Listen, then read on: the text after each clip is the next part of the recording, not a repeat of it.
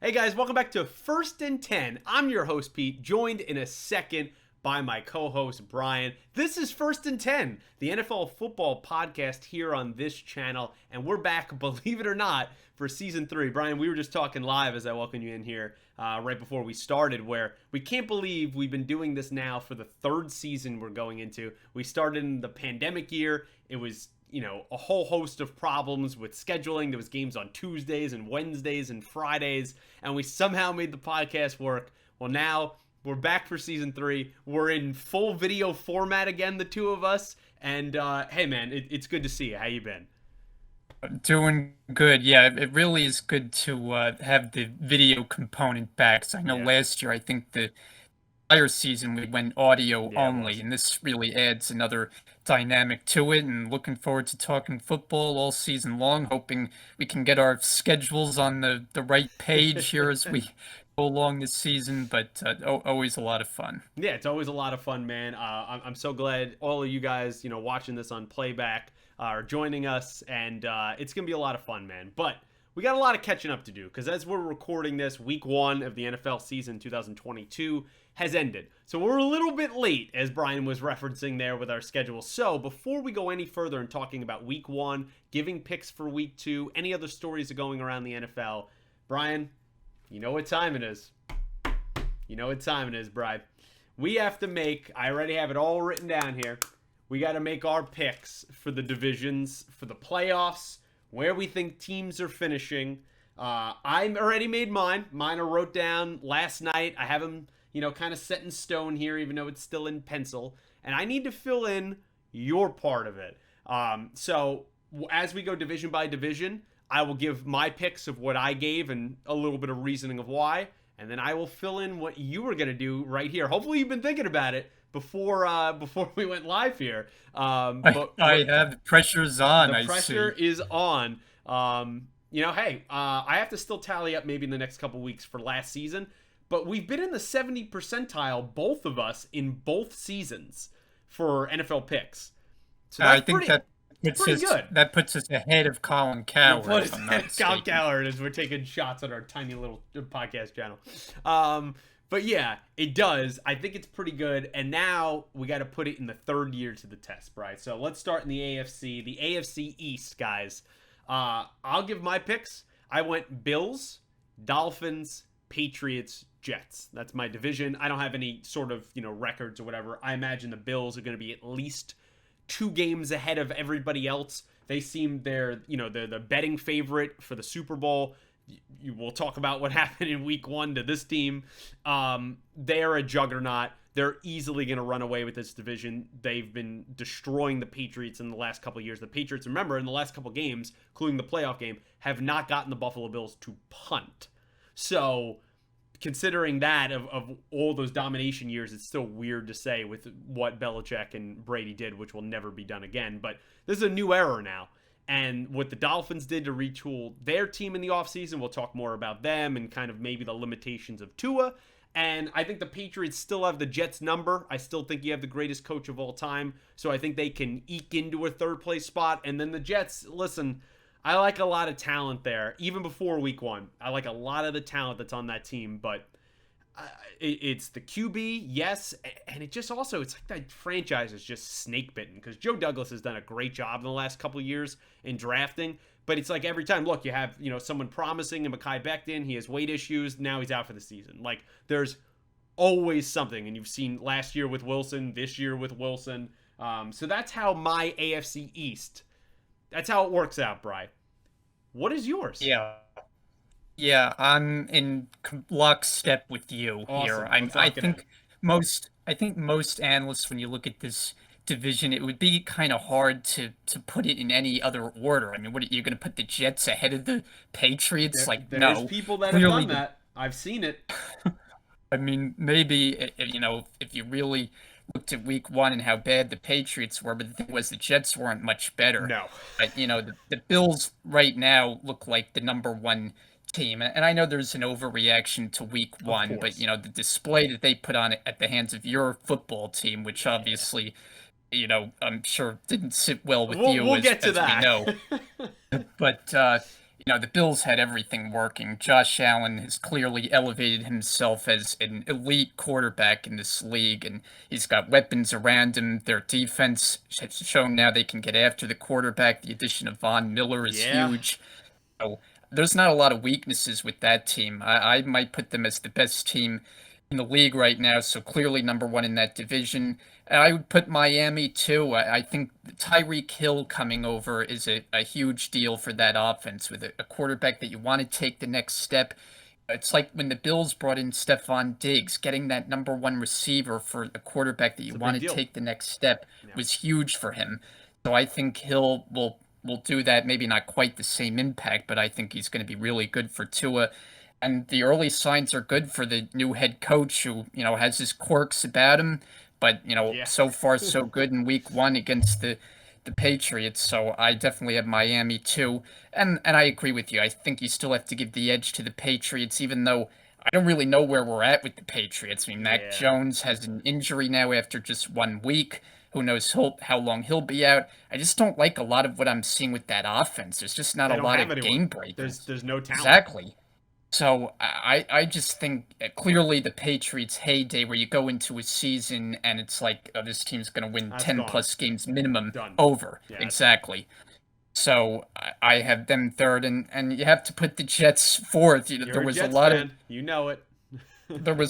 good feelings coming into the season with the Yeah. offseason and the draft, and hoping Zach Wilson would take that step. And it was like the preseason having that injury just was such a hit to the Deflated the team. airbag. And Yeah. yeah, you really could just feel it with the fan base, and starting the year now with Joe Flacco, and just didn't look very good in week one against the Ravens. So 59 unfortunately, pass attempts, Brian. 59.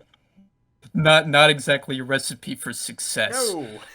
So we're in agreement here, and I think most people, when you look at that division, that's how you'd line it up one Yeah, through feel four. like that's a pretty easy one. I don't think we're going to be tested in our differences of the division until a little bit later. Let's go to the Yeah, AFC yeah, South. So, Brian, the way I had it okay. working out, and I debated 1 and 2 a little bit. I wouldn't be surprised if it swapped, especially depending on injuries. But at the moment, I'm going Colts, Titans, Jags, Texans. That's how I have it. I think I still believe I know week 1 was a little bit ugly. It was ugly for a lot of teams with the Colts, but I still believe with Matt Ryan, Jonathan Taylor, the newly signed extension of Quentin Nelson, all the pieces that they have, I still think it's an opportunistic defense. We'll see what goes on with their kicker situation after Blankenship was just released. I think there is hope there that I'm not saying they're going to be some perennial juggernaut, but that division's very weak, and I think they're going to be the best team. The Titans, I think I could see them right there, but you lost A.J. Brown. You got Burks as a rookie receiver in there. I think Derrick Henry will stay healthy, but the rest of the offensive line never does. You saw Taylor Lewan get banged up again in the beginning of the season there in week 1. How does Robert Woods fit into this offense? The defense lost Landry right before the season started, their top sack artist. So I'm a little bit down on the Titans, last year's number 1 seed. And then I think the Jags are going to take a step forward. I'm not saying, by no means, they're not making the playoffs, in my opinion.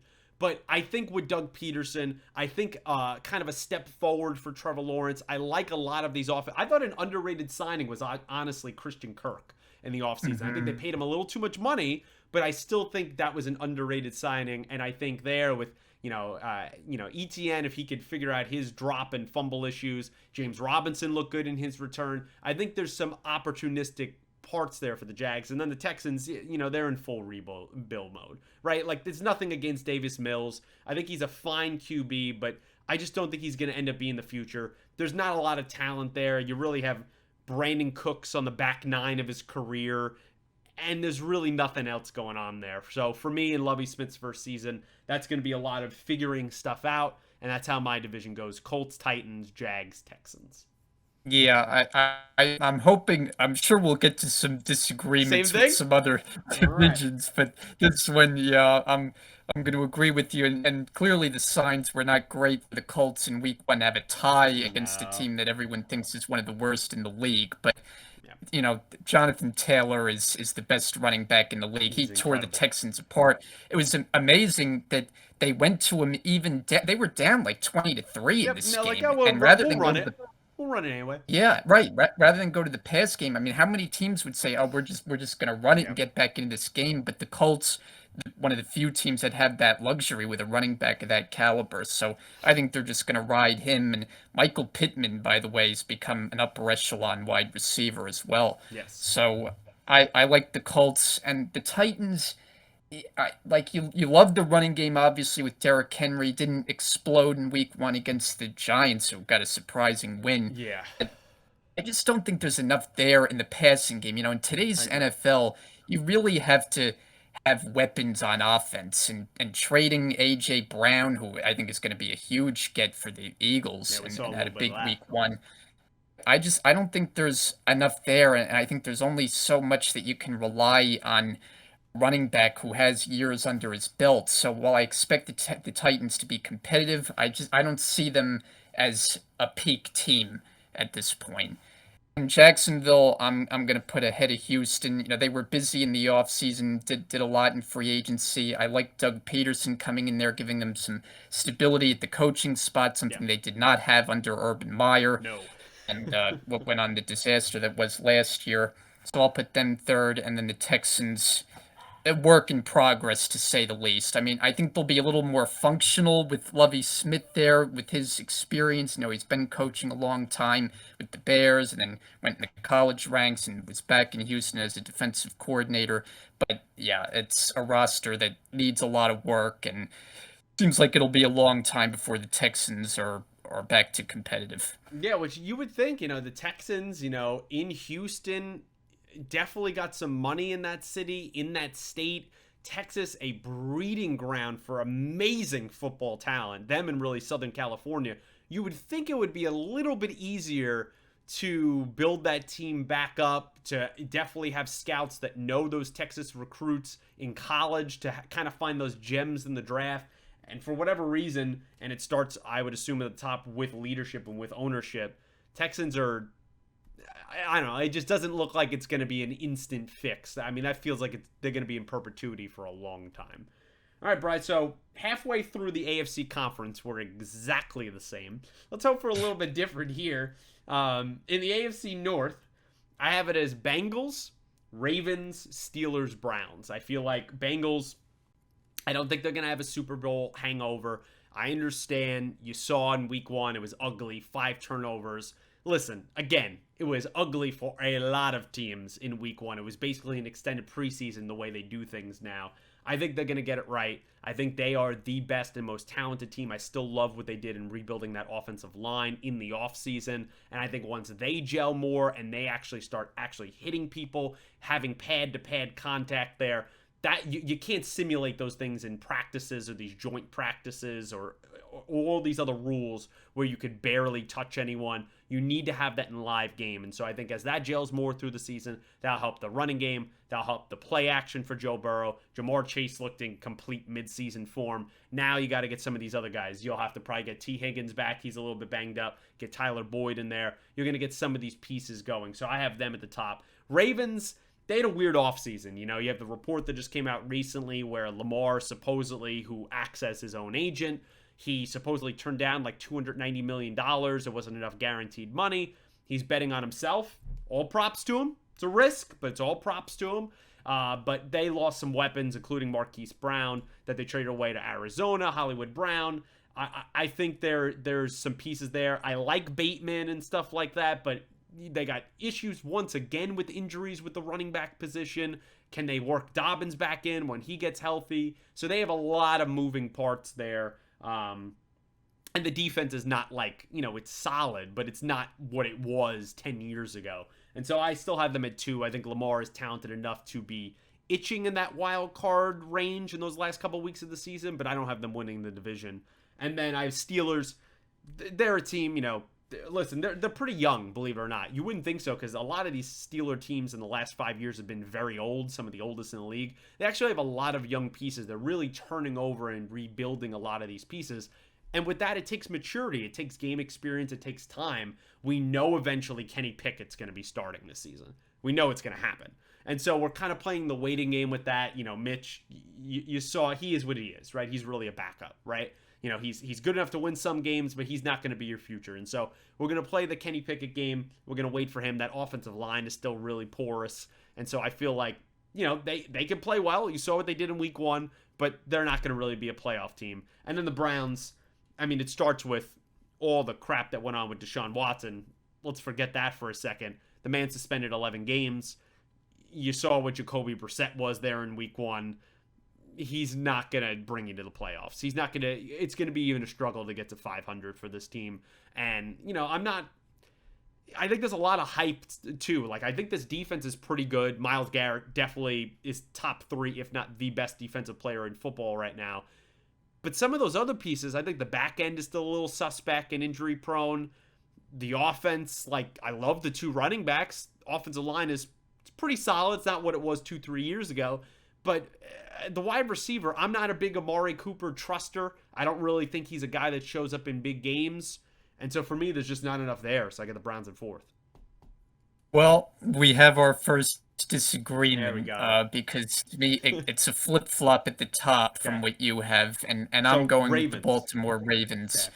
to win this division. And you talk about the Lamar Jackson situation. I think it actually works in the Ravens' favor Okay. to have him in this situation because it means he's going to be motivated as heck to be playing his That's best fair. football. And what it really reminds me of is crossing over into another sport. Eerily similar to what the Yankees and Aaron Judge have gone through this season, Yeah. where it was like opening day, It's fair. the notice came out, they were not coming to terms on a contract, played through the season, bet on himself, and look at what Judge is doing. Yeah, hit So, I what, mean, 56 and 57 last night? yeah. Yeah.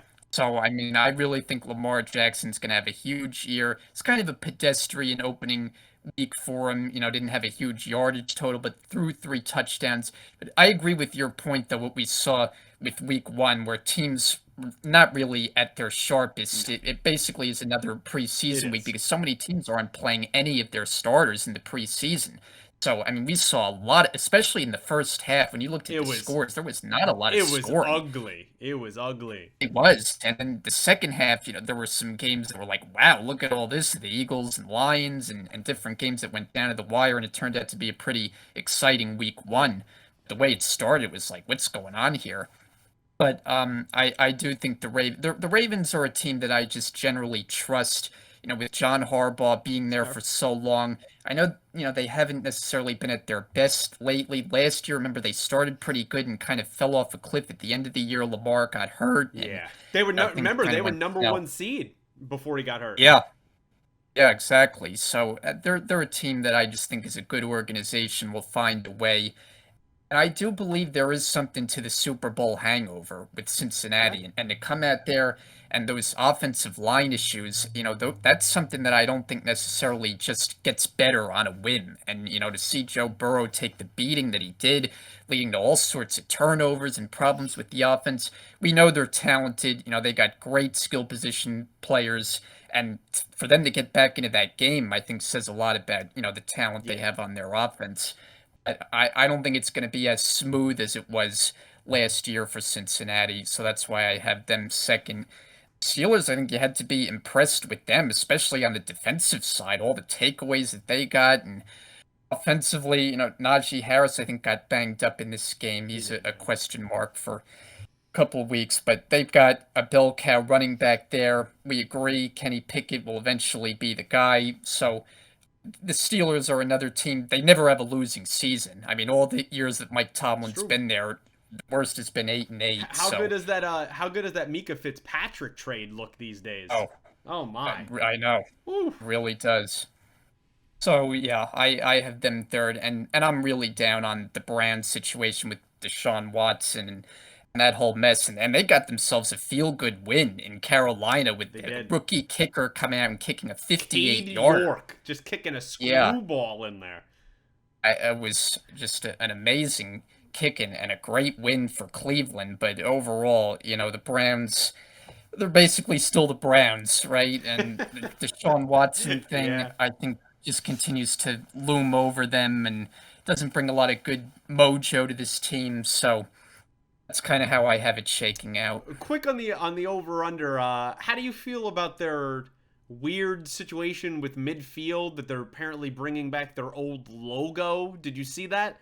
That they're gonna put on. So something about I that, mean, I yeah. was like, at first, I'm like, are they pranking me? Is this real? And then, like, I saw more people started talking about it. I'm like, I guess that's real. Okay, that's just the Browns being the Browns, huh? All right. So that'll be interesting to see that. All right, Brian. 3 divisions down in the AFC. This one I think is going to be fun. The AFC Yeah. West, arguably, we'll see how they end, by the season, what ends up happening throughout the season. But this could be the best division ever, top to bottom, Yeah. in NFL Yeah. history. I don't think that's hyperbolic to say, but we'll see how it plays out. Our friend Calabro, as we were talking about before we went live, he picked the good old Kansas City Chiefs, the 4-time AFC Championship AFC Chiefs, like 4 years in a row, two Super Bowl appearances, one Super Bowl win in that. Yeah, he picked them for last. Hmm. So that just shows kind of the temperature in the room where people are all over the place on the Chiefs. That's not me. Kansas City Chiefs are first place for me. They're making first. I got the Chargers, Broncos, and the Raiders.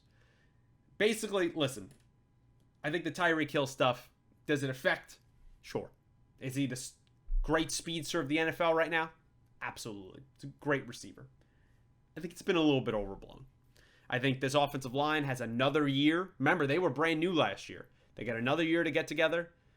Clyde Edwards-Helaire, some of these other pieces, that rookie out of Rutgers that they have that scored a touchdown on Sunday.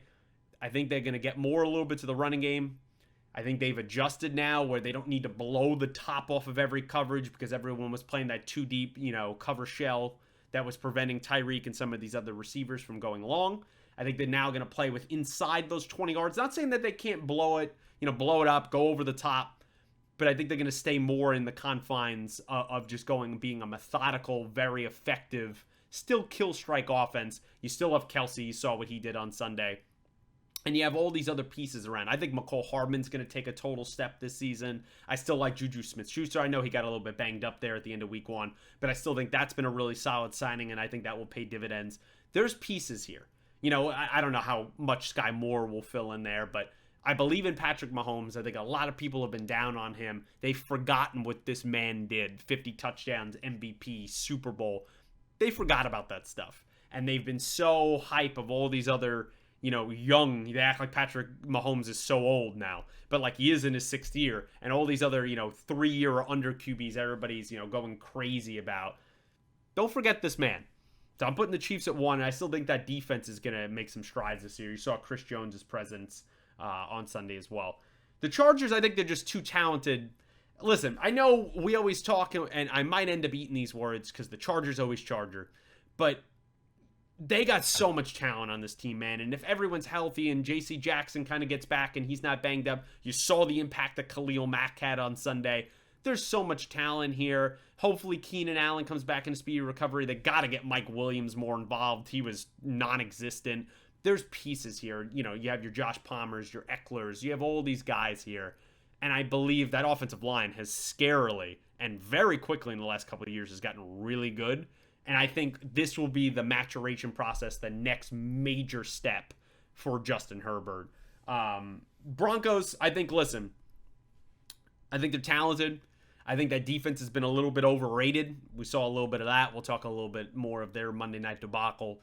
Russell Wilson, in my mind, he's got to prove it to me a little bit that he's still got it. Can he make a great throw here and there? Absolutely. But guy's got 1 playoff win since 2014. How much is he showing up in big games? Got a lot of young receivers. Tim Patrick out for the year. They're juggling their whole running back situation. I don't love their offensive line. I feel like they're in the 3rd. And then the Raiders, listen, Raiders are really talented. We said it could be the greatest division in football, but there's some obvious holes, particularly on the defensive side of the ball. They just can't compete with these other offenses, in my opinion, especially defensively. They're not holding anybody down. And so that's how my division shakes out. Brian? You think any Yeah, different? well, I have to be honest here and not act like I'm going by what I saw from week one and going by my picks from Okay. before we saw any action from this past week. So one team that I was high on coming into the year was the Raiders. Yeah. I didn't pick them number one, but I picked them number two. So I'm Ooh. was All sticking with right. the Chiefs.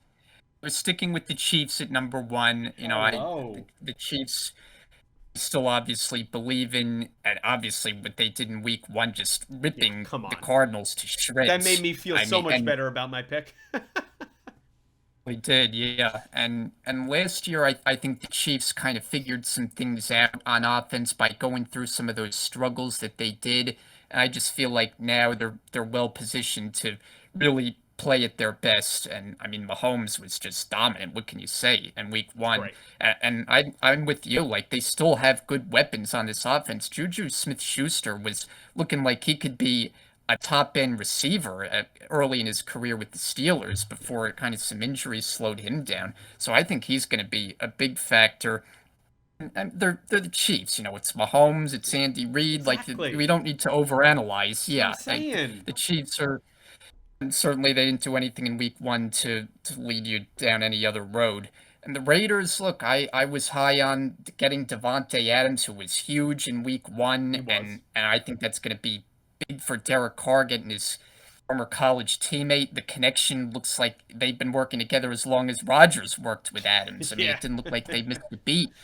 So I still think this offense is really good. I think Derek Carr is a guy that I believe in. I'm with you. The defense leaves a lot to be desired, but I think this Raider team is going to be pretty good under Josh McDaniels. And the Chargers are, like you said, the Chargers are going to charge her. They I do, mean, man. they got the week one win against the Raiders, but there's certain teams that you need to see them do it before you actually pick Seeing them. is believing.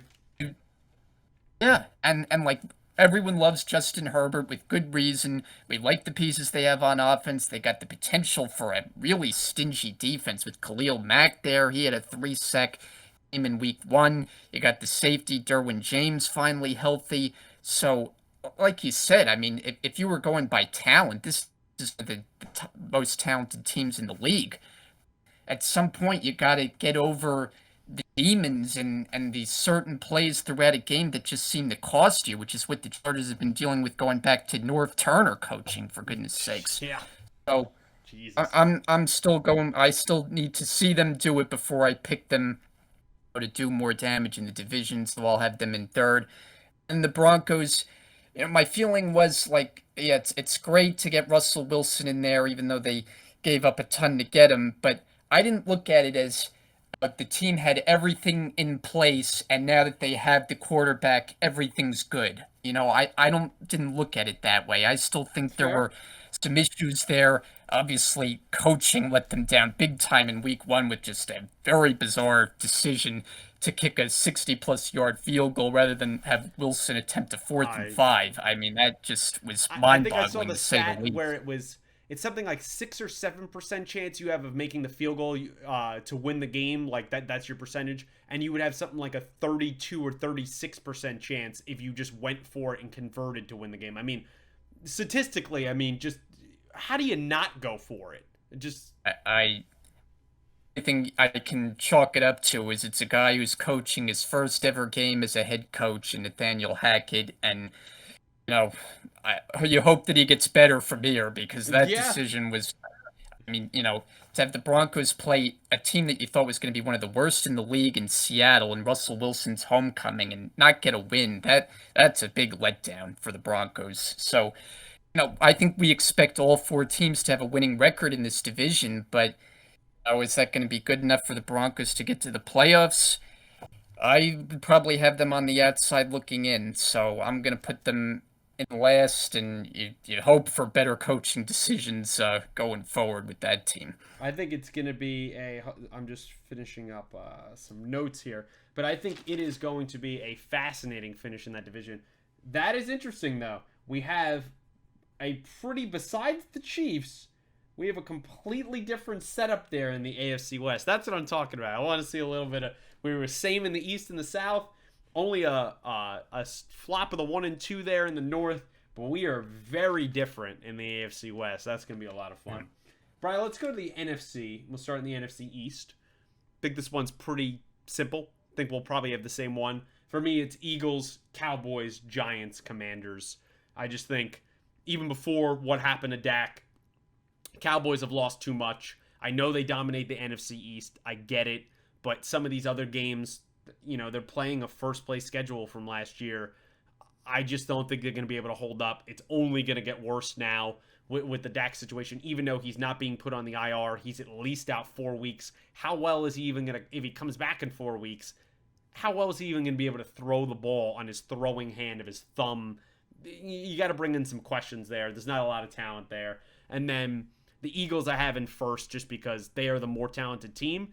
Listen, you know what? I'm not a complete believer in Jalen Hurts, but at least him and Nick Sirianni, they know what they are. They run the ball. And I would probably say at this moment, they're the best running team in football, bar none, I feel. I mean, the way that they could push people off the ball, what their offensive line does, it's pretty spectacular to just, it's kind of like old-fashioned football. I don't know if it's like 70s or 80s, but it's smash mouth. They know what they are. It sets up the play action. You add A.J. Brown.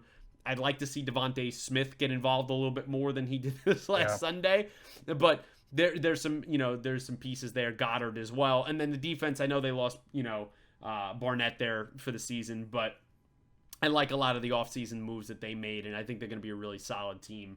And then the Giants, even regardless of whatever happened in week 1 with the Titans game, I still think Brian Daboll is going to implement a system and a better culture of winning there. The only issue, it's a pretty major one, Bri, they got the wrong QB. So until we get rid of the Daniel Jones experiment and get through all that stuff, which will probably take up the entire year for the most part, the Giants are not going to progress and be a playoff team, but I think they're going to be improved. Listen, I'm not a believer in the Commanders, man. There's been a lot of reports that came out of camp that things were kind of all over the place and up and down. And Carson Wentz has burned me one too many times. And I don't care if he made some great throws there in week 1, playing Jacksonville. What happens when the lights are brightest and we play some of these better teams? What happens even when we just play divisional teams? And I think the defense the last few years, I've been waiting for that front seven, all the first round draft picks. What have they done? Besides get hurt and really underperform. So I'm not a Commanders believer. I don't think they're going to do much this year. So I got Eagles, Cowboys, Giants, Commanders. What do you got? Yeah, we're in agreement here. I figured. I want to start with the Cowboys because, boy, was that a dud in week 1. And for a Yeah. team that went in, with expectations, and the Cowboys, we go through this every year where it's like they're the glossiest team every year. Every You year. get people say it's going to be a Super Bowl team every year, and it's like the Cowboys aren't anything special. I mean, it's been a Nope. million years since they last won a Super Bowl. What have they accomplished? I Nothing. mean, it's the same story every year with the Cowboys, and now with Dak Prescott hurt and that game watching them against the Bucks, they could not move the ball. And I get it, Tampa Bay has a good defense, but that offensive line, the loss of Tyron Smith, obviously huge. He's one of the best in the game, and that affects the whole offense, the running game, the passing game. But you can get into receiver-wise, if they didn't really do much to address that situation. You have CD Lamb, but who behind him? And by the way, like CD Lamb has to prove that he's a legitimate number 1 receiver. Yeah. He hasn't proven that much in this game yet. It's not like he had a track record of Julio Jones year No. after year in Atlanta where you could say, okay, we have this guy and maybe we don't have great players behind him. CD Lamb hasn't accomplished that in No. this league. You're right. So I just think the Cowboys really mismanaged a lot of things, and I'm pretty down on them. The Eagles, I give the edge to. Jalen Hurts looks like he's really come into his own after some questions of just how good he would be. He's a dual threat at the position. He now has a legitimate weapon with A.J. Brown. They got some good running backs. So I think they're a well-balanced team, and I give them the edge. Giants, Look, you had to be impressed with what you saw. I mean, I'd be the first to admit coming into the season, I was very down on this team. I thought it would be another really long year, and maybe Ah, it still will be. But that was a feel-good win that they got in Tennessee. And the way the game started, it was like, this looks like the team that we've seen the last 5 years. Couldn't do anything offensively. Daniel Jones they're turned the still in ball some over. trouble over there. Yeah.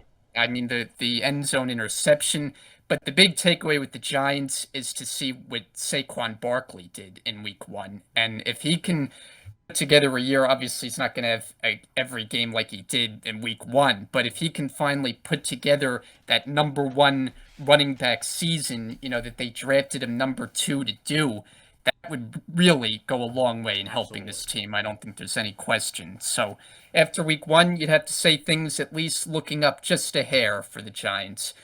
Washington, I think everyone was impressed with Carson Wentz and what he did, and Yeah. I think it's an upgrade, having him at the quarterback position, but Washington has just continued to kind of be in turmoil, not just what's going on the field, but I think you made reference to it, all the off the field issues. It's a So mess.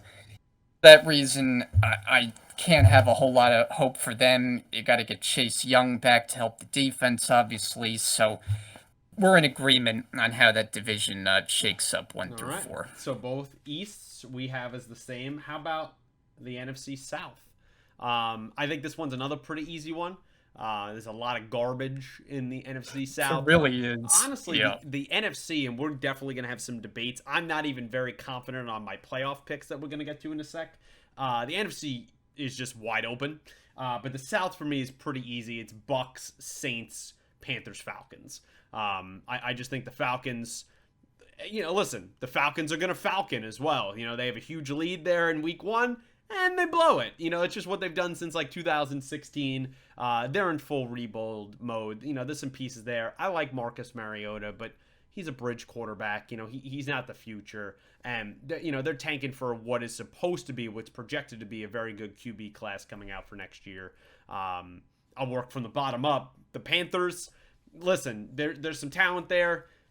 Baker can make some plays. I think he's definitely an upgrade over Darnold, but Baker's also what Baker is. He was, I said it when it happened, he shouldn't have been drafted number 1. He's not that guy. He's just an average QB. Now you put him behind a below average offensive line, below average weapons. We start the clock on when McCaffrey is going to get hurt. That defense isn't that great. The front seven is solid, and then, can some of these guys, can J.C. Horn, all these people, can they stay healthy? I don't know. So I'm not, and I'm also not a big Matt Rule believer as well. And then Saints, listen, you have the transition to Coach Allen. I think the defense is still going to be really good. They're still in Tom Brady's head, so you might get one, if not 2 games there against the Bucks. Winston has proved if he's healthy, the guy can sling it. Like, yes, does he make, is he turnover prone? Absolutely. But the guy can sling the ball. He's a talented guy.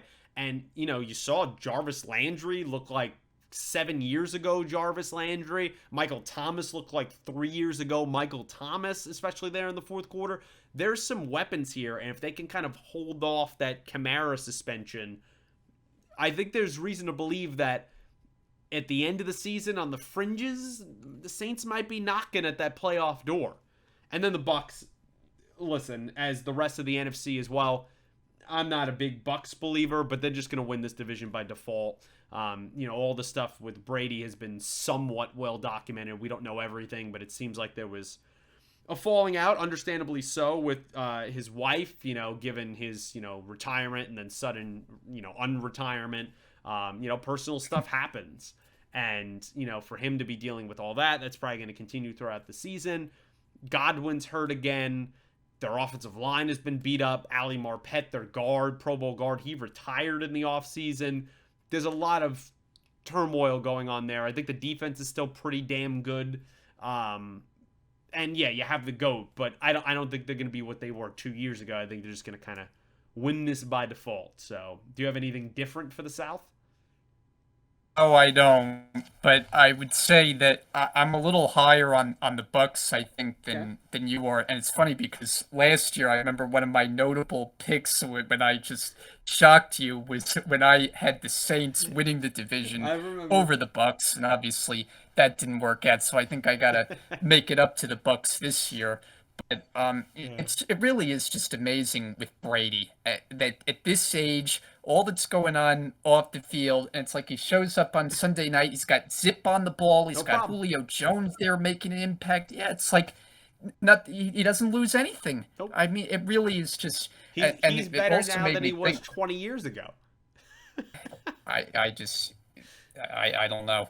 But it reminded me too, I think the last show that we did was when we were talking about the Brady retirement We because it did. was after it happened Yeah. and I came out and said I thought he would come back and sure You enough were right. he came back. You were right. Yeah. So Yeah, it he came back. Damn it. came back and here he is. So yeah, Bucks number one.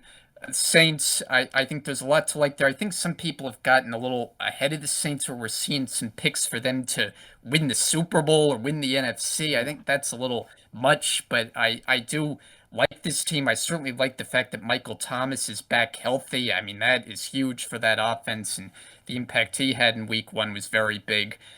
And then, the other teams are what they are. Carolina with Baker Mayfield. It really comes down to the Panthers will have a chance if you can get a full season out of McCaffrey. He's just that dynamic of a player. Had a big week one. That's the separator for me why I wouldn't pick them to come in last over the Falcons.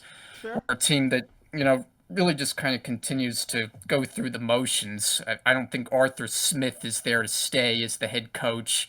Clearly, the quarterback situation is in disarray, the post Matt Ryan era. I mean, it kind of is amazing that Cordero Patterson has carved out this great role with the He's Falcons. The doing running great. back, yeah, a guy who bounced around in Minnesota, New England, Chicago, but he's really come into his own now. And but the Falcons, especially on defense, they're a team that's always going to give up a ton Yeah, of it's points, and the offense isn't going to be able to make up for it. So I don't think there's a whole lot to add there. We're in agreement once again. all right. So the South and the East in both conferences are the same. We differed in the North and in the West in the AFC. Let's see in the NFC. In the NFC, I got, and I'll defend this in a second. I got Packers, Vikings, Lions, Bears. I think the Packers. Listen, the NFC again. I will say it is wide open. The Packers are not going to be as good as they've been in the last couple of years, but they're still the Packers. It's still Aaron Rodgers. When they get both their tackles back, particularly Bakhtiari, they're going to be able to run the ball. The defense is still pretty damn good. Minus you saw what Zadarius Smith did to them in the Vikings uniform on Sunday, but it is still a solid defense. And I think when the chips are down in the regular season, Aaron Rodgers is there to perform. Remember, this team has now had two week one disasters in a row. I know last year they had that weird game in Jacksonville against the Saints, got the doors blown off them, and he Yep. comes back and wins his second straight MVP. They also had that other one too. Remember where they lost to the Texans in week one or some crap like that? So weird things happen, especially in week one. I still think they'll be on top. And, Kirk Cousins in 1 o'clock games with the Vikings, he's played the Packers well. He has. He's got a winning record. Put him in prime time. That's why he's in second place. I think the Vikings are much improved. They might end up being the most improved team in the league. Probably them and the Chargers will be in kind of that same boat. Kevin O'Connell coming over via the Rams, being the head coach there. I think it's just going to help them that Mike Zimmer's out of the building, that he's not there anymore. You seem like there's a contentious situation going on between him and Kirk. And now that you have an offensive kind of minded head coach, I think that's going to help them dramatically. You still got Dalvin Cook. I have not written off Adam Thielen. You saw what Justin Jefferson can provide, and that defense is going to be scary. So I still think they're going to be in there for the number 2 spot. The only reason I don't have them above the Packers is just in these primetime games, Kirk Cousins got to prove it to me, and he folds every time. So you have to win those games if you want to get into a first place, especially with the Packers in your division. So that's why they're two. And then the Lions, a little fun fact about the Lions that I think I said in our last show, they have the most expensive offense in the league in terms of cap space that it takes up. There is talent there. They're rebuilding that defense. It still has a long ways to go. But you know what? For some reason, I think we've talked about it before. I like Dan Campbell. I don't know Yeah. why. He's a magnetic guy. Like, I believe in him. Like, I think that I don't know if he'll end up being the guy that can take them to the promised land, but I like what they're doing there right now. And Jared Goff, he's a serviceable guy. He can make some plays. You saw DeAndre Swift is still a very talented running back. They got an underrated offensive line. It's pretty damn good. So I think they're going to make a lot of improvements there. I don't think they can make the playoffs, but I think they're going to be a team that they're going to compete with you. They're not going to lay down. And then the Bears, listen, as we've said about 5 times now, week 1 is wonky. Okay? So whatever happened in the rainstorm mud bowl that was going on in week 1, that's not going to translate for most of the season. The team is devoid of talent, especially in the offensive side of the ball. Even the defense has gotten way, way worse. You know, you have Roquan Smith or bust, and he wanted to be traded already. I thought it was a head-scratching hire. No offense to Matt Eberflus, but I just thought with a young QB, you got to go offensive, not bring in a first-time defensive head coach. And so that's why I got them in 4th. This might surprise you. We're in agreement again here. Wow, how about that? And I think these picks will prove that we didn't like alter our feelings Nothing. after week 1. Because if we were to do that, we would not have picked the Packers to win the division. No, And we would not have. but yeah, and I admit I'm a little leery of my pick here in my preseason pick I being am the too. Packers after week 1 and seeing how the Vikings just kind of tore them apart. I mean, Yeah, it shut them was down bad. offensively. Their offense looked like it was at the top of its game. I mean, Justin Jefferson looks like the best receiver in the game. Cooper Kupp, of course, there too, but Jefferson is just a unbelievable player at He's the position. incredible. But I feel like I've been an Aaron Rodgers guy since he was the starter, You and have he's been. always. I know there've been some things, off the field. He hasn't become the most popular figure. No. He's a guy that I have always loved watching play.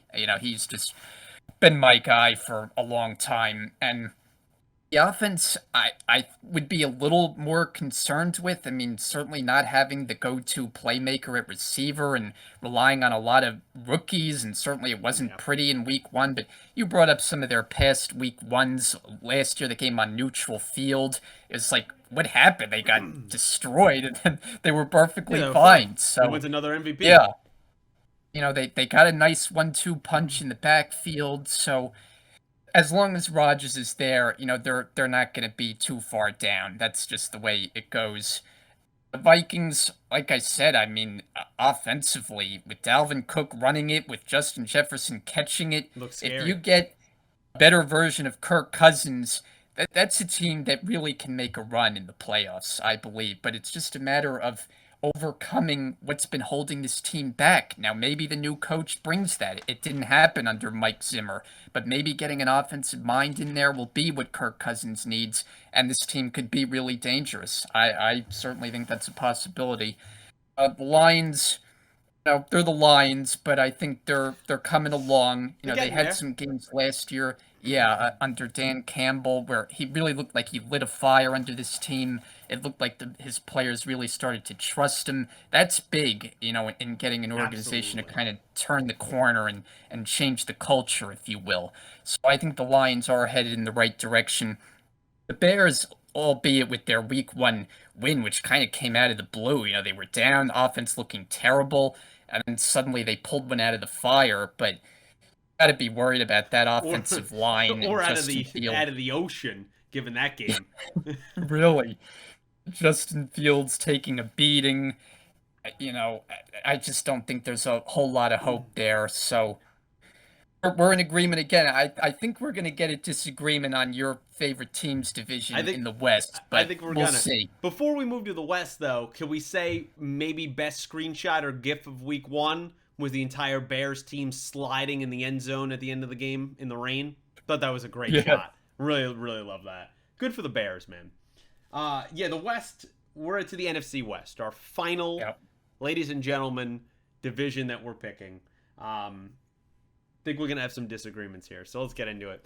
Not overreacting to week one is what I had in the first place. It's not this team. I'm still putting the Cardinals in first place. Really? I think they were right there last year. I think that they kind of faltered down the stretch. You saw what this team could do. Listen, they played the Chiefs, man. I mean, just like when we played the Bills, you ran into a buzzsaw. Like most of the AFC is going to be like that. The NFC is significantly weaker. The Cardinals are going to be playing a second place schedule for the entire year. I think that they are going to benefit from that, and I could see them just eking it out, kind of going neck and neck there with the second place team, which I believe will be the Rams. I think it's going to come down neck and neck there, and I just think the Cardinals are going to be able to kind of edge them out a little bit, more particularly not in head-to-head matchups, but because the Rams struggle with the Niners and even the Seahawks historically. So if they can even have some semblance of what they were, even if the Rams sweep the Cardinals are going to be helped out with the other teams due to the Rams. And I think, listen, the Rams, listen's becoming my popular word here for this podcast, but I want people to listen up.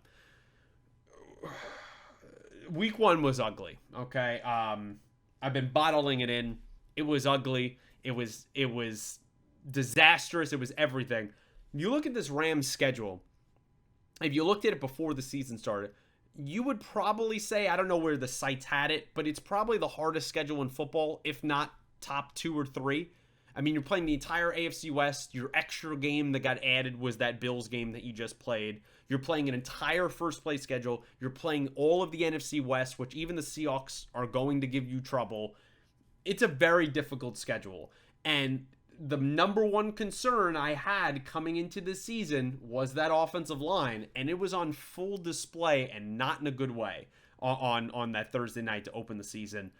There is not a lot of depth on that offensive line, and it's now hindered by your starting center Brian Allen is now out 2 to 4 weeks. Joseph Noteboom, your left tackle that you just recently signed, who got destroyed by Von Miller on Thursday night in a national game. He's banged up. He might not play this Sunday.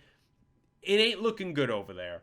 And you need an offensive line to protect Matt Stafford, who's not overly mobile. You know, Sean McVay, we forget with all these little tricks. At the end of the day, this team runs the ball, or the offense is at least supposed to be designed to run the ball. And they haven't been able to do that in really the last year. I don't think that's going to really change. So I have them at 2. The Niners, the team is arguably the most talented top to bottom roster wise of the division and is definitely top 5, I would say top 6 in the NFL. But what's the number one question, Brian, as it always is? The quarterback. You know, can I trust Trey Lance? Didn't look like it's Sunday. I mean, this is a guy, again, under 50% completion percentage. His NFL career is something around like 53% or something like that. It's not good. That's horrible. Like that doesn't compete on a professional level in this league. And until he takes massive strides, this team ain't going anywhere. There's a reason, Brian. We're going to be talking about this. Wait till week 8, 9, 10. There's a reason there that Jimmy Garoppolo is still there. Yes, did he not have much of a market? Sure. But they could have cut him. There's a reason why he's still sticking to that. Because I think in the back of Kyle Shanahan's mind, he goes, this Trey Lance thing doesn't work out. I don't want to kind of lose the locker room. I might need to put Jimmy G in there, who the guys like and who has performed for me. So that's to be something to watch out for. And then the Seahawks, barring week 1, which was basically their Super Bowl against their former QB on a national stage on Monday night, this is still not a very talented team. I'm sorry. You know, I'm happy for Geno Smith. He's not going to turn into all the memes that people were having that, oh, he's Geno Smith from 2012 West Virginia, which if you look up some of those stats, 700-something yards, insane stuff. That's not happening. I mean, this is not a very good team. It's just going to be a rebuilding year for them. They're also tanking for a new QB as well as the Falcons. And so I got them rounding out the division. Bri, what do you got? Yeah, we got a disagreement here. Okay. I have the 1 and 3 teams flip-flopped. So going into the year, this is not looking at what happened in week 1, because then I probably wouldn't have picked the 49ers, but I'm picking the 49ers to win the division. I think it's kind of easy to forget that this team went to the NFC title game They last did. year. It kind of feels like A we drop forget pick about them. away. A drop pick away from going to the Yeah. Super Bowl. And I'm totally with you on the quarterback situation. Yeah. I don't know that I would say I would expect, but not at all be surprised if we see Jimmy Garoppolo take the job back at some point during this season, especially if Lance falters. Week one was not very good for him. It was rough. So you kind of know what you have with Garoppolo. I mean, he's gotten a team to the Super Bowl, and another year he gets them to the title game. He doesn't get any love, but he's not a bad quarterback by any stretch of the imagination. Oh, and with the 49ers, their defense, it can really be ferocious. They got a lot of first round picks on that defense, They especially do. the defensive line. It's one of the better units in the league. So I just think they're going to get after the quarterback and kind of muddle games, do enough offensively with the likes of Debo Samuel and George Kittle. And I think it's going to be good enough to a division title. The Rams, I'll still put second. I think there's a natural regression after you win a Super Bowl, of course, Yeah. and certainly week one, as we well documented, was not good. Offensive line struggles can really derail a season. So that's Absolutely. something that I'd be concerned about, especially when you have multiple players that you're dealing with. At the same time, it's still a Sean McVay offense. Matthew Stafford was really good in the offense last year, goes without saying. I mean, he loves Cooper Cup. I mean, I don't think he's going to duplicate what he did last year, You but never it's know. like yeah, I mean, week one, he goes out there and has the He's same kind of gotta game that we saw time find and other time again. weapons, man. He's gotta start trusting somebody else, and other people gotta get open. Well, that's true, and you kind of thought the addition of Allen Robinson would Yeah. do that. And week one didn't look his way, but Non-existent. Two targets. it's Come another on. guy. Yeah, it's another guy who can catch the ball and be a playmaker. So I think they still have enough there, and I think the Rams will figure out some of the issues in the early part of the season to still be, a 9 or 10 win team, I would Okay. say. And then Arizona, I'm a little more down on not just looking at week one because, as we've said 100 times, there's an overreaction there. But Kyler Murray to me has not taken that next step That's as a fair. quarterback. That's fair. Last year started out, remember the team, what were they, 7 or 8-0 to Yep. start the year, and everyone was talking Super Bowl. And then it just kind of fell off, and there was kind of the weird thing this offseason with Kyler Murray in the contract where there was that clause about having to study a certain amount of Yeah. time, And then they took it so out. yeah, some weird kind of things there which make me feel like they don't 100% trust No, him. they don't. And, when you have that, it's like I think there's a limit to how good they can be. Even Fair. with some of the additions on offense, and I like Hollywood Brown coming in there and Zach Ertz, veteran at tight end, but I still think something just generally is missing with that team. So I'm kind of surprised. I actually thought you were going to go 49ers, so you surprised me I there thought about with it, and then I was Arizona. like, I don't know, man. With Trey Lance, even entering the season, I was like, I got to see what I got here.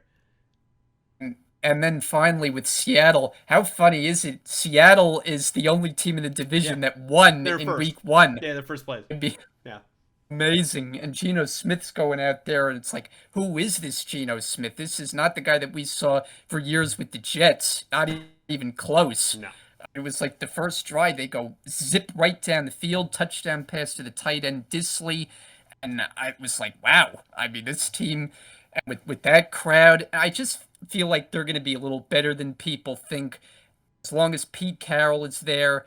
And it's just such a tough place to play in Seattle. yeah, So even they're not going to be what they were, of course, and no. it is very much a rebuilding year. But going there is always a pain, with the loud fans and that noise and Pete Carroll jumping all around the sideline.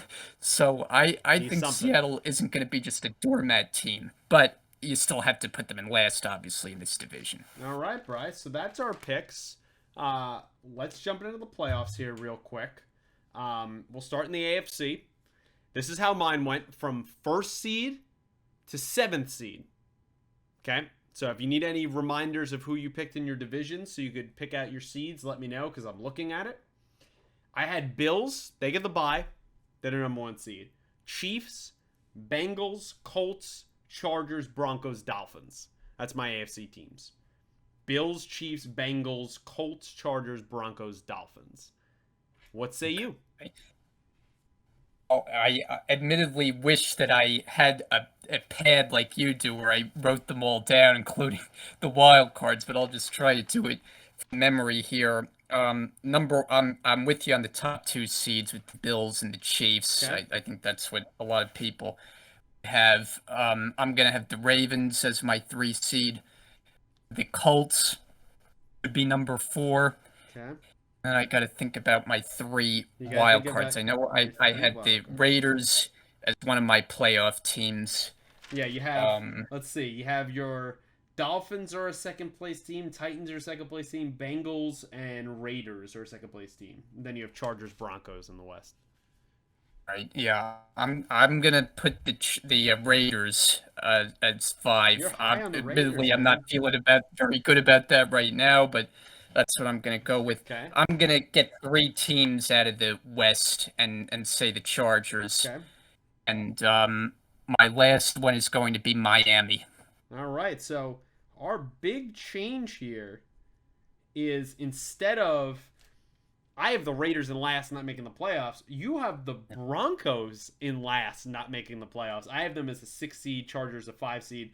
The constant though is we have three teams coming out of the AFC West, so that'll be fascinating. All right, let's go to the NFC. The NFC, as I've said, is wide open, right? So I do not feel as good about the NFC as I did about the AFC, right? So I think a lot of these records, you're not going to see any juggernauts in the NFC. But I still think schedule-wise, it goes as follows. The Bucks are going to get the top seed. They're going to get a bye. Packers, Cards, Eagles, Vikings, Rams, 49ers. So I got three teams also coming out of the NFC West. I think that's how that's going to go. So Bucks, Packers, Cards, Eagles, Vikings, Rams, Niners. What do you got? Yeah, this is definitely a little tougher This is way to tougher. do. Um, I'm gonna agree with the Bucks at Okay. number one. So I'm gonna say Bucks one, Packers two, 49ers three, Okay. and then the NFC East winner, Philly, would be four, Okay. Now you need three and wild then cards. Your second place teams were the Cowboys, Saints, Vikings, Rams. You also have the Cardinals in third place in the NFC West. yeah, I'm gonna have Minnesota Okay. five. Um,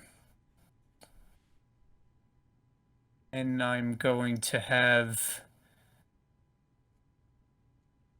Be a second here. Now I'm putting you live on the I'll spot.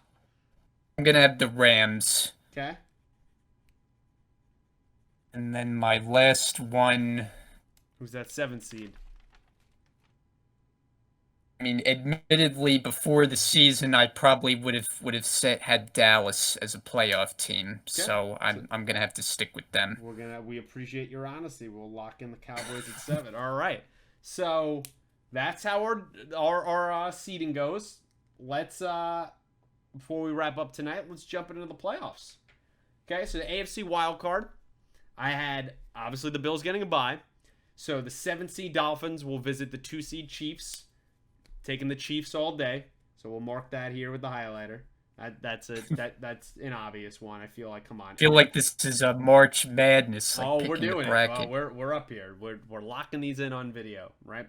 People could look back and make fun of us. The 6 seed Broncos for me go to the 3 seed Bengals. For me, I think this is where it comes to an end for the Broncos. And I'm gonna take the Bengals. I'm feeling the Bengals still. And then Chargers, the 5th-seeded Chargers go to the 4th-seeded Colts, and I'm going to take the 5th-seeded Chargers to upset the Colts. So that's how my AFC wild card goes. Brian, your 7th seed, I'll fill in here real quick, is the Dolphins taking on the Chiefs as well. What say you for that win?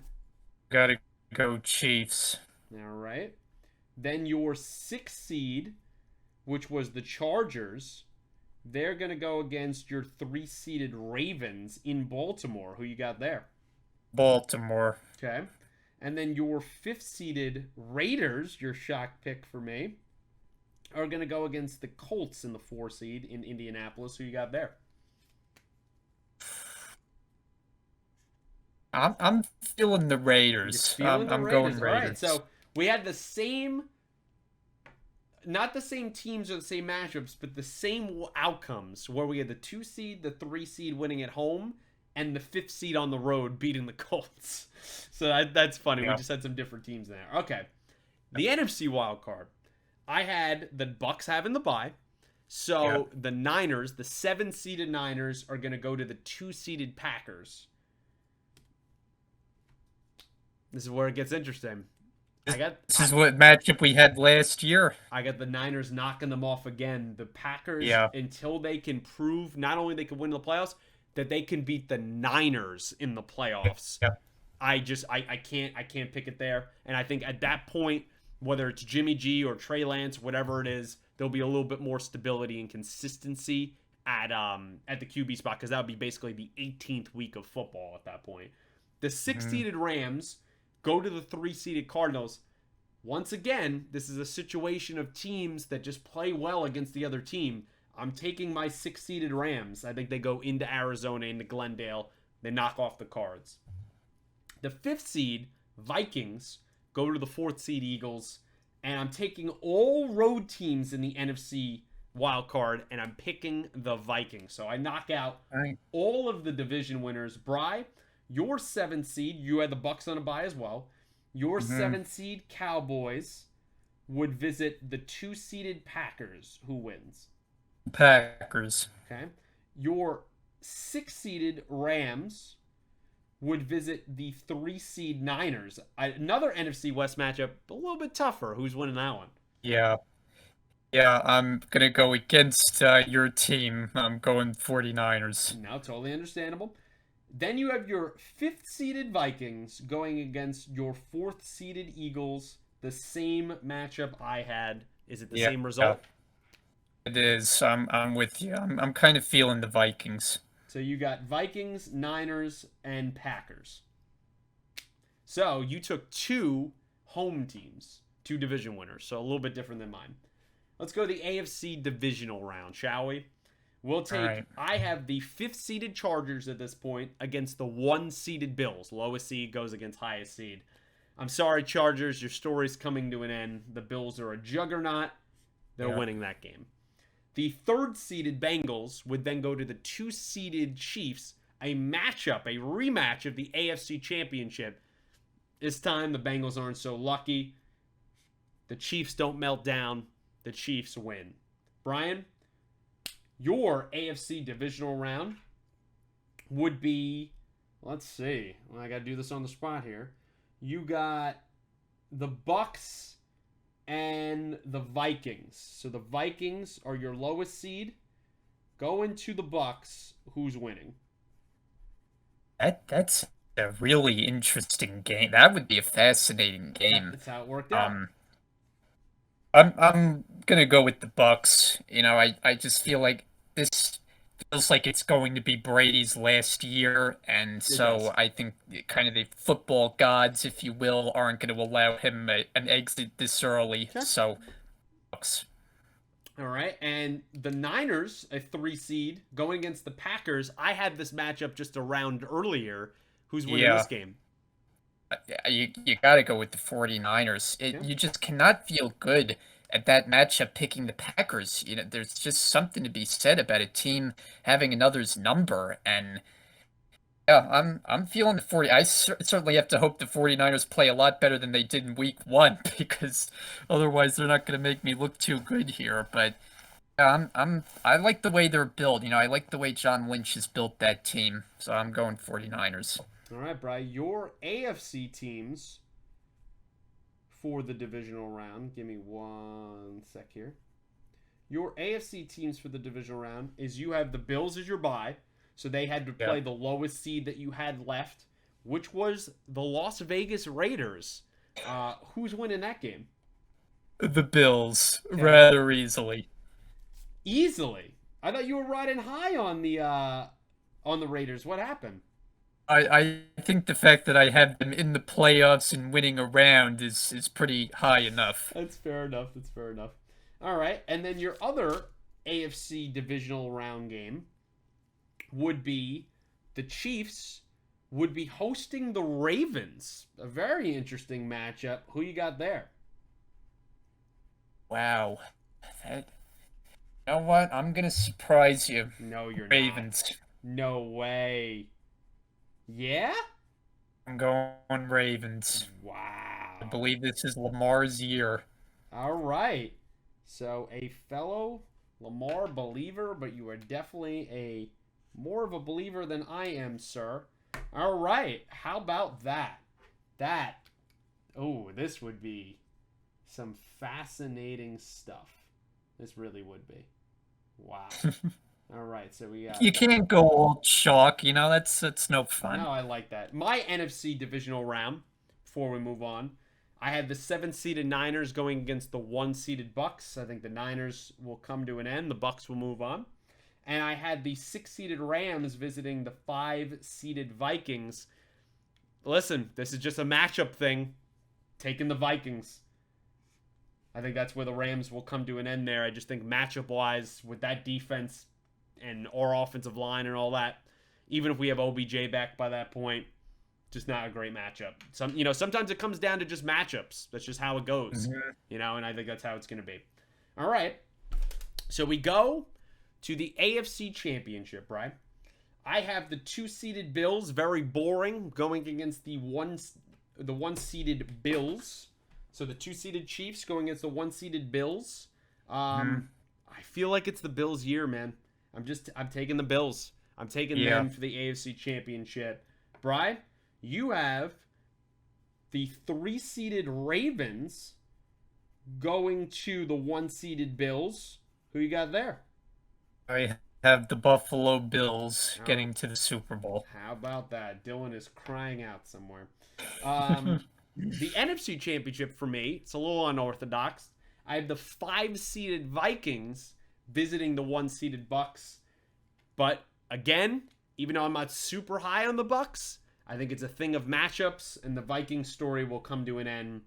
This is Tom Brady's last hurrah, and matchup Yep. wise, if it works out this way, I just think it's perfect for him, and the Bucks will win. So it will be for me Bills and Bucks in the Super Bowl. Bry, for your NFC Championship, you have the 49ers and the Bucks, the 3 seed and the 1 seed. Who's going to the Super Bowl for the NFC? Big Well, picks. we can't have the same Super Bowl We could. matchup. We could. So uh, yeah, this is like a toss-up for me. I mean,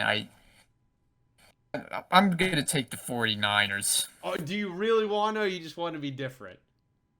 You know what? It's a little of both, honestly, but I just feel like the Bucks are only gonna get so far. I mean, I Okay. don't think we can get another Super Bowl for Brady, Okay. this year. I just think it's gonna come up a little bit short. All right. So my Super Bowl is Bills v Bucks. You have Bills v 49ers with the new QB. My winner for Super Bowl 57, Bry, it's the Bills. The Bills will get the monkey off their back, the 4 losses in a row. They will claim that championship. I just feel like this is their year, barring any major injury. And I feel like the path I laid out, it's the best way to get there. What say you for your Super Bowl matchup? Yeah, I've been riding the 49ers all the way here, but I'm not taking them to win it. I'm going the Bills. It's probably a little boring. It, People listen listen, to it's all over right. an hour of us yapping only to pick the team that everyone thinks is going to win the Super Bowl. I mean, they've been like the biggest favorite They in have like years. huge. And, week one, boy, was that impressive, and it just really just kind of feel like it's their time, right? It just Josh does. Allen is at the height of his powers right now. He's got the weapons. They brought in players on defense. I just feel like it's all going to come together for them this year, and you got to go And Buffalo. they have a pretty easy division that they dominate.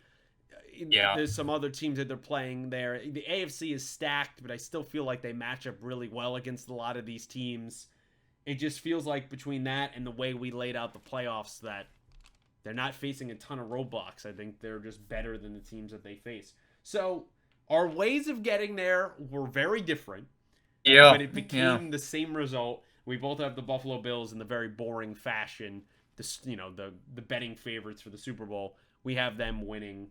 Um, this is locked in. It's on video. It will be live. So guys, let us know down below what you choose for your picks. Now, Bri, we're over on time here, so we're going to just quickly do some picks. We're not even going to do any synopsis. We'll jump into week 2 and dissect it all next episode.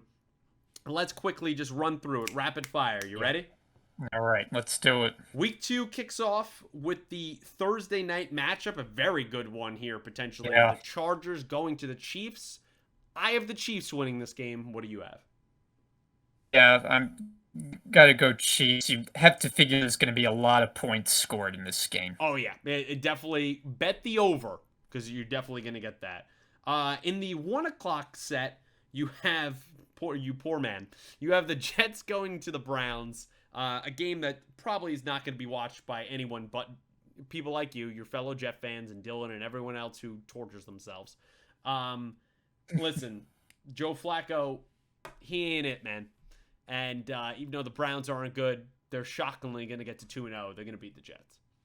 Yeah, I'm with you. I'm a little surprised they are as big of a favorite, 6.5 points. I gotta say, I'd be pretty confident picking the Jets to cover that. I think it'll be a close game, Yeah. but can't have a whole lot of confidence with Joe Flacco. So Uh, Browns to get to a surprising 2-0. yeah, that won't last. Panthers go to the Giants, another kind of crappy game. Yeah. I think that the Giants will come a little bit back to earth here, and Baker's going to get his first win with Carolina. I'm going with the All Giants to right. get to 2-0. I think they ride Saquon Barkley to another big game, like their early mojo Brian Dable has brought. Giants. All right. The Dolphins go to Baltimore. They go to the Ravens. This is a really fascinating matchup. Remember, just a few years ago when the Dolphins were tanking, the whole tanking for Tua, remember the Ravens blew them out and scored like over 50 points? Remember when that happened? Mm. So kind of revisiting that, and I think I've been on the fence about this one all week. I just think they're going to get a little bit exposed here, the Ravens, and I'm taking the Dolphins on the road. Interesting. Well, I'm higher on the Ravens than you are. I think Yeah. it's a big year for Lamar Jackson. I don't think the Ravens have a letdown in their home opener. I am taking Baltimore. All right. The Commanders go to the Lions. Hey, I hyped up the Lions. I'm going to pick the Lions. The Lions get the 1-1. This is one of those kind of toss-up games. I think the Lions are going to have their moments this year. I'm going to take Washington and a surprise pick. All right. Colts, Jags. Colts are going to get on the board with a win. They're going to beat the Jags. I would agree. Got to figure another big game for Jonathan Taylor. Now, remember, they do play very poorly typically in Jacksonville. We saw the debacle that ended last year. I think all that's going to be kind of exercised in that game. Bucks, Saints.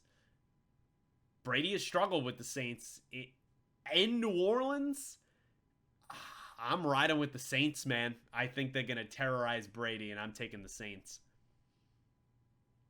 We have a lot of disagreements here in week 2. I'm going Tampa. I just love the way their defense played, especially the secondary. I think that's going to be a unit that maybe doesn't get enough credit. And the edge at quarterback, I'm still not a believer in Winston, so I'm going Bucks. Fair enough. The Patriots visit the Steelers.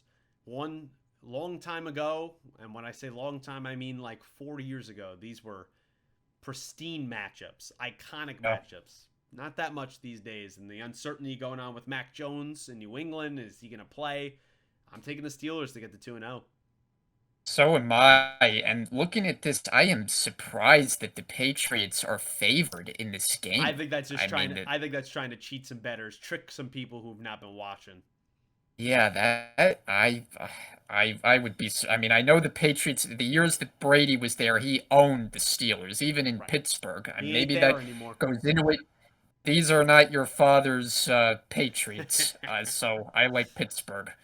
An NFC West matchup takes place. So the Seahawks visit the 49ers. The 49ers are going to get on the board. They're going to knock the Seahawks back to earth. They're going to win this game. I agree. I think the Seahawks might have their moments at home, as we saw in Week 1. On the road, though, could be much more of a struggle. The other 4:05 game is the Falcons going to the Los Angeles Rams. Jesus, if this team does not beat the Falcons at home, I'm going to lose it on this podcast next week. I'm taking the Rams. Rams are a big favorite, as they should be. I think they get a lot of things righted against a lowly opponent and cruise in this one. Bengals in the 4:25 game go to Dallas. Cincinnati ain't going 0-2. Joe Burrow is pissed after having 5 turnovers. No Dak. Cooper Rush starting. Bengals all day. Yep, I'm with you. I think I would pick Cincinnati even if Dak Prescott were playing, quite Yeah. frankly. So I'm going Cincy. Houston, with their tie that they go into Denver. Denver, they want to knock off some of that rust and bad play calling from Nathaniel Hackett and some clock management issues down the stretch. Broncos are going to win their home opener. Agreed. As the home fans finally get a look at a real quarterback, something that they haven't seen since Peyton Manning was there. It's been a bit. The Cardinals in the final 4:25 game, they'll go visit your Las Vegas Raiders. I'm going to start dubbing them your Las Vegas Raiders. Oh, right. I think the Cardinals are going to bounce back here. I think they knock off the Raiders. Really? Yeah. I don't think the Raiders go to 0-2. I think at home they will win this game. All right. In the Sunday night game, the Bears visit the Packers. Listen, the Bears are feel good story. Happy for them for week 1. Packers are getting back on track to winning this game. Agree. I mean, how many times we see this matchup a lot of times on Sunday night, and oftentimes it is over at It's a halftime. blowout. I mean, this game in Green Bay, I mean, the Bears play a lot better against the Packers in Chicago. In Green Bay, the Packers don't have any trouble. You, I you, mean, and you remember Rodgers that coming off a Do you remember bad. that one game that happened a few years ago where the Bears were up big on the Packers? Rodgers seemed to get hurt, and he somehow made an amazing second half comeback, and he Yep, beat them. Like they just never yep, win against the Packers. exactly. So even with their feel good week 1 win in the Packers with a dud of a performance, you got to figure it's a better game for Rodgers and the offense, Packers. And the final 2 games, Bry, are an interesting thing because usually they do the 2 Monday night games in week 1. Well, this year they're doing it in week 2, and the games are going to have overlap, which is something you also do not typically see. Usually you have a game at 7 and a game at 10, and it's usually some West Coast teams playing at 10. This is the Titans in the 7:15 game going to Buffalo, so you're in the Eastern time zone there. And I'm taking the Bills. I mean, we've had some good matchups over the years between these two teams, especially the last couple of years, but Bills are a juggernaut. They're our Super Bowl team. They're winning this game. Yeah, I'm with you. If I recall, this was a matchup last year on Monday night in Tennessee that had kind of a wacky finish. Titans won, I believe. Yeah, and then remember they had the COVID year. They played on the Tuesday night game. These two teams played. So Yep. it's been some weird stuff that's gone on in the last couple of years, but I expect the Bills to. It might be a little bit closer than you think, but they're gonna comfortably win this game. And then the Yeah, overlapping game that starts at 8:30, also in the Eastern time zone, is Minnesota travels to Philadelphia. So games pretty close here, a state away from each other in Pennsylvania and New York, respectively. I'm riding with the Vikings. I think. Listen, it's counterintuitive against everything I just said that Kirk Cousins does not perform in prime time, but I think the Eagles are just not that opponent, and I think the Vikings will win. yeah, I think this is an interesting game. Good game between two teams that think they have a chance to be pretty good. I'm with you here on Minnesota. I think we're both the Vikings. A lot of what we saw in week 1. I think there's a lot to It like there. it validated us a little bit for our preseason picks. So guys, that wraps up a very long episode of week 1 of First and 10.